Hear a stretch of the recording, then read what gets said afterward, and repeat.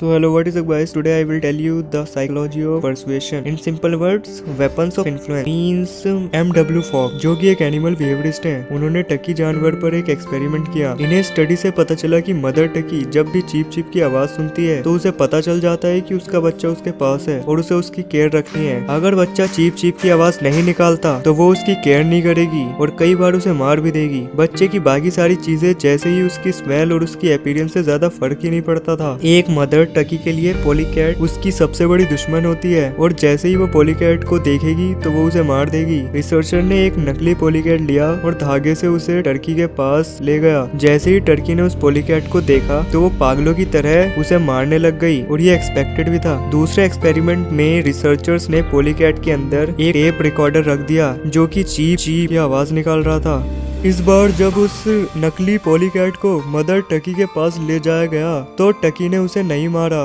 बल्कि उसे अपने बाकी बच्चों के साथ ले गई और अपने बच्चों की तरह फेदर्स के नीचे रख दिया। जब रिसर्चर ने उस चीप चीप की आवाज को बंद किया तो टर्की दोबारा से उस नकली पॉलीकैट को मारने लग गई। अब हम में ज्यादातर लोग ये सोचेंगे कि ये तो जानवर थे, हम थोड़ी भी ना ऐसा कर सकते हैं। इसके लिए एलन लैंगर जो कि हार्वर्ड सोशल साइकोलॉजिस्ट हैं, उन्होंने एक एक्सपेरिमेंट किया। ये एक्सपेरिमेंट एक बहुत ही बेसिक ह्यूमन बिहेवियर के प्रिंसिपल पर था कि जब भी हम किसी से फेवर मांगते हैं तो हमें लोग ज्यादा फेवर करेंगे जब हम उन्हें कोई रीजन देते हैं। इस प्रिंसिपल को प्रूव करने के लिए एलन एक फोटोस्टेट की शॉप पर गई जहां पर लोग फोटोस्टेट करने के लिए लाइन में खड़े थे और उन्होंने उनसे कहा, एक्सक्यूज मी, मेरे पास 5 पेजेस है, क्या मैं ये मशीन यूज कर सकती हूँ? इन केस में सिर्फ 60% लोगों ने उन्हें लाइन में पढ़ने दिया, पर जब उन्होंने रिक्वेस्ट के साथ एक रीजन दिया, एक्सक्यूज मी, मेरे पास 5 पेजेस है, क्या मैं ये मशीन यूज कर सकती हूँ क्योंकि मैं बहुत जल्दी में हूँ, इस केस में 94% लोगों ने उसे लाइन में पढ़ने दिया।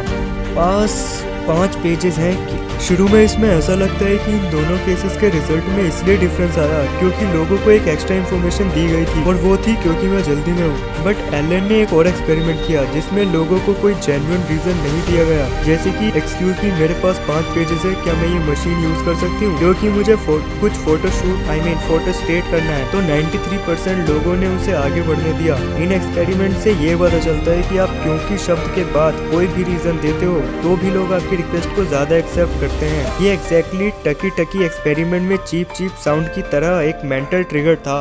तो अब हम बात करते हैं द कॉन्ट्रास्ट प्रिंसिपल के बारे में। ये प्रिंसिपल कहता है कि अगर आपको 2 चीजें दिखाई जाती हैं जो कि एक दूसरे से अलग हैं, तो आप दोनों चीजों को ज्यादा अलग समझते हैं जितनी की वो है भी नहीं। अगर हम किसी हल्की चीज को पहले उठाते हैं और उसके बाद किसी भारी चीज को, तो हम उस भारी चीज को उसके एक्चुअल भार से ज्यादा भारी समझेंगे। एक स्टडी में स्टूडेंट्स के सामने 3 बाल्टियां रखी गई। पहली में बहुत ठंडा पानी था, दूसरी में पानी नॉर्मल था यानी रूम टेम्परेचर पर, और तीसरी में पानी गर्म था। स्टूडेंट्स को बताया गया कि उन्हें एक हाथ ठंडे पानी में रखना है और दूसरे को गर्म पानी में, और थोड़ी देर में जब उन्हें बोला गया कि दोनों हाथ नॉर्मल टेम्परेचर वाले पानी पर रखिए तो सब स्टूडेंट हैरान रह गए क्योंकि जो हाथ पहले ठंडे में रखा था उसमें ऐसा लग रहा था कि जैसे उन्होंने गर्म पानी में हाथ डाल दिया हो, और जो पहले गर्म पानी में था उनको ऐसा लगा कि उन्होंने ठंडे पानी में डाल दिया हो हाथ अपना।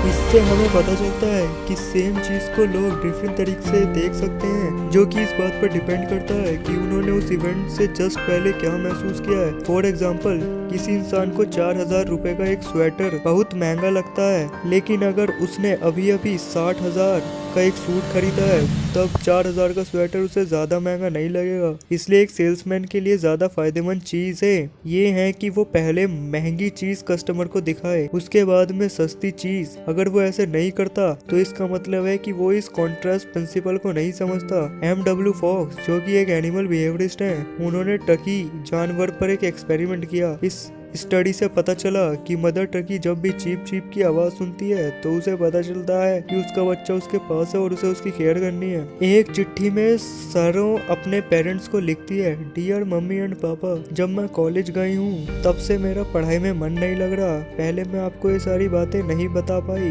पर आज मैं आपको पूरी सच्चाई बताना चाहती हूँ, मगर पहले आप आराम से बैठ जाइए और इस लेटर को आगे तक ही पढ़ना।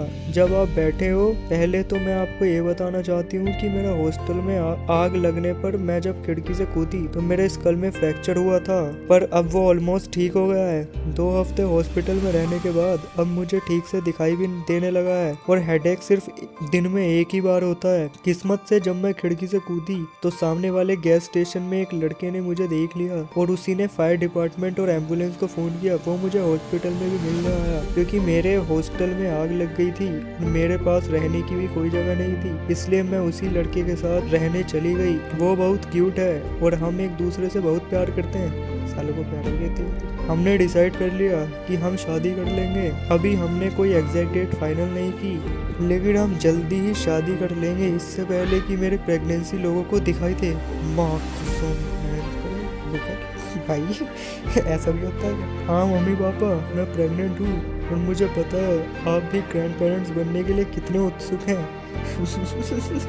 और मुझे पता है कि आप हमारे बच्चों को भी उतना ही प्यार करेंगे जितना आप मुझे करते थे। हमने शादी की डेट इसलिए लेट कर दी क्योंकि अभी मेरे बॉयफ्रेंड को एक माइनर इन्फेक्शन है जो कि केयरलेसली मुझे भी आ गया है। अब जो कि मैं अपने आप को सब कुछ बता चुकी हूँ, तो मैंने आपको ये भी बताना चाहती हूँ कि मेरे हॉस्टल में कोई आग नहीं लगी थी, मुझे कोई स्कल फ्रैक्चर नहीं हुआ था, मैं हॉस्पिटल में नहीं थी और ना ही मैं प्रेग्नेंट हूँ। मैं किसी से शादी नहीं कर रही, ना ही मेरा कोई बॉयफ्रेंड है।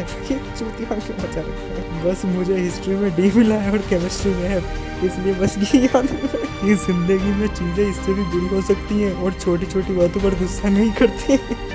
आपकी प्यारी बेटी शाहरुख इसे एक चीजों को क्लियर कर क्या रहे हो। तो गाइज आज के लिए इतना ही। मिलेंगे आपसे अगली वीडियो में। अगली बार ज्यादा इंटरेस्टिंग स्टोरी होगी और नए नए प्रिंसिपल्स भी होंगे। तो तब तक के लिए अलविदा, बाय बाय, सायोनारा। मिलना फिर जल्दी दोबारा।